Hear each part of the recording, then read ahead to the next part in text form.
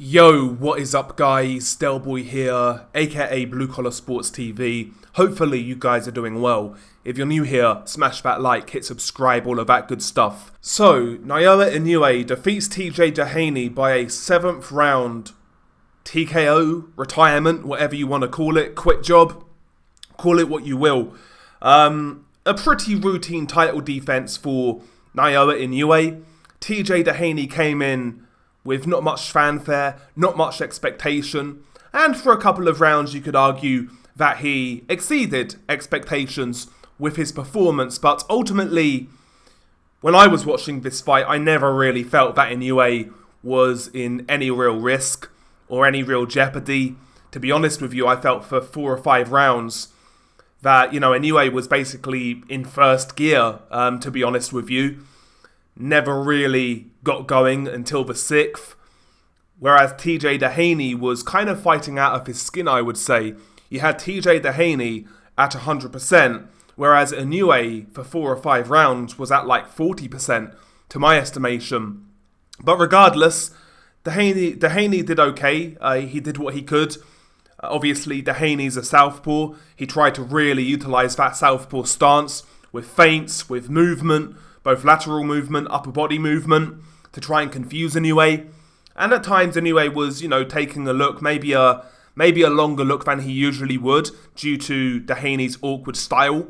But once Inoue started going through the gears, that was really it. But first round was a feel out round. Doheny throwing a lot of feints, not throwing many punches. Inoue taking a look, not throwing many punches, but he was the aggressor. I felt Inoue won round 1.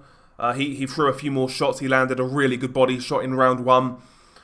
Round 2 was more of the same. Doheny, though, instead of just feinting, starts to use more lateral movement. Once again, Inoue is the aggressor, throwing a few more punches. That wins him the round, in my opinion. Round 3 was Doheny's best round in this fight by far. Doheny actually started to throw punches off a feint, mainly the straight left hand. Inoue was doing a pretty good job throughout this fight of defending himself with his guard. He blocked a lot of Doheny's shots, but there was a lot more activity from Doheny in round 5. Jabs, straight lefts, even the right hook from the southpaw stance. And he also landed some good body shots in this fight in round 3, Doheny, and for the rest of the rounds, to be honest.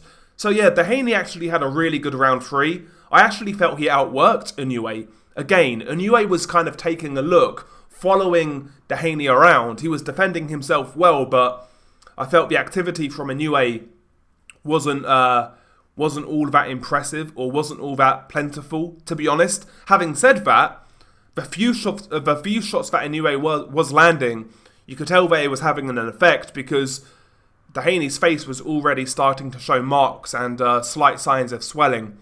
Round 4, again, a lot more movement from Doheny. Inoue starts to up the pace a little bit, starts to target the body.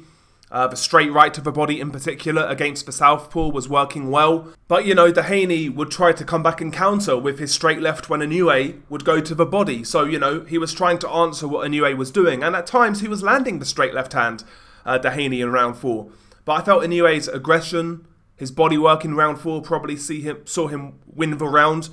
At this point in time, Doheny was competitive with Inoue. However, like I said, it felt like he was fighting at 100%. Therefore, he was using a lot of energy. He was using a lot of movement, a lot of feints. And I felt, is he going to be able to keep this up? Because Inoue's not really started yet.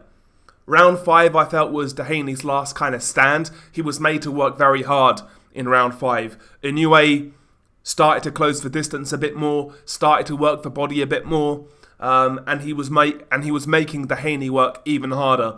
Doheny was still coming back with body shots. He was still trying to counter with the straight left hand and the right hook, which he did at times, but he was starting to get caught a little bit more. The jabs of Inoue were starting to get through.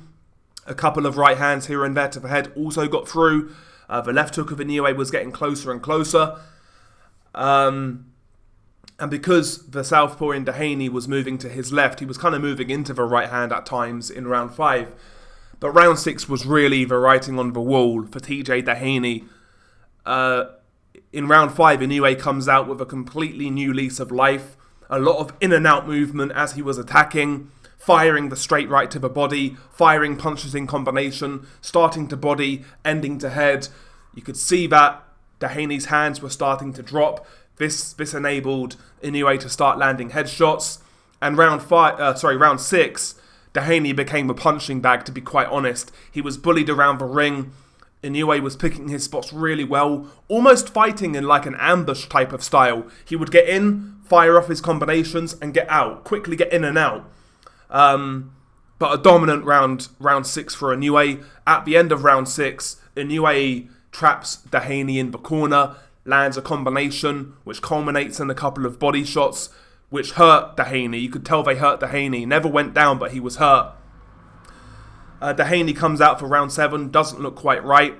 Inoue once again jumps on him, starts the round very aggressively, lands a combination once again that culminates in body shots, and a weird ending because after he caught the body shots, Doheny, he kind of like turned away and insinuated that he hurt his back or hurt his leg. It was weird. He started limping. He was limping, but he was holding his back. It was weird. The referee then waved it off. He deemed him not fit to continue. Inoue wins by a round 7 TKO / quit / retirement, whatever you want to call it. Routine win for Inoue. Doheny did about as good as he could have done. I don't think this fight tells us anything about Inoue. I will say defensively, I felt he was more switched on in this fight. His guard was very effective in blocking a lot of what Doheny was doing, especially his jab and the straight left at times. Doheny still got some shots off, don't get me wrong, but defensively Inoue was a lot more switched on than he was against Luis Neri. I felt Doheny won one round, which was the 3rd round. But aside from that, I felt Inoue was in control, to be honest. Routine was what it was. Okay performance, nothing special, nothing crazy. But, Inoue, once he upped the pace, you could tell he was a different level. And yeah, defends his undisputed super bantamweight crowns. What's next? He's got a couple of mandatories. I think it's Sam Goodman. He's one of the mandatories. And also MJ Akhmadaliev. I want to see the Akhmadaliev fight. I think Akhmadaliev is the biggest threat to Inoue at super bantamweight. Not saying he'd beat him, but he's the most dangerous fight available, in my opinion. So I would like to see the Akhmadaliev fight. I don't mind the Goodman fight happening, providing that Akhmadaliev is after. I don't mind Inoue taking care of Mandos, but I think it's right to fight. I think it's right to fight Akhmadaliev because for me, it's the best fight in the division for him right now. Anyway, share your thoughts below. Beanie Guy Del Boy. Peace.